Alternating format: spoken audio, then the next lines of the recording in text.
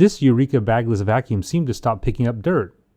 When I turn it on, it actually sounds normal and there's still suction in the hose. But very quickly I noticed that the beater brush wasn't spinning anymore, which is definitely not typical. At this point I'm pretty sure the belt is broken and needs to be replaced. But I need to take a look inside to be sure. For your reference, I'm working on a Eureka Airspeed Zuum model AS5203.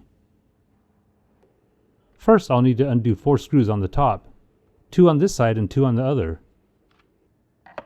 This belt repair should be similar on many of the other Eureka vacuum models, so follow along, you should be able to get yours fixed too. After the 4 screws are loosened, lift up the cover starting from the back. Immediately I can see that the belt is indeed broken. And this is really one of the most common vacuum repairs you can do yourself.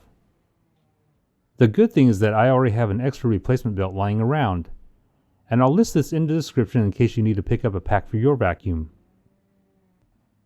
Here, pull out and discard the old worn out belt. The belt runs from the motor pin to the beater brush in the front. And it's going to be very tight, so I like to stretch the belt out a bit before trying to install it. Here, I'll lift out the main brush and I'm going to clean it off camera since it looks like it really needs it.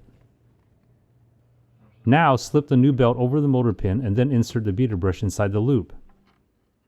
This next part is the most difficult because the belt is extremely tight. So I need to use the edge of the vacuum for leverage. Just make sure the belt is positioned over the black part of the roller and stretch it until it slips into place. Now check the other side. If the roller isn't all the way in, just rotate the end to get it seated. At this point, the belt replacement is done.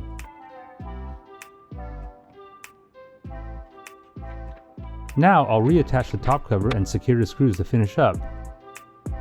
Okay, I hope you can see how easy it is to replace the belt on this Eureka vacuum. The whole thing will only take you about 10 minutes to do.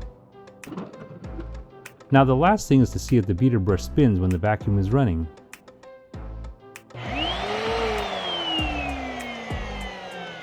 Okay, looks like it's working great to me.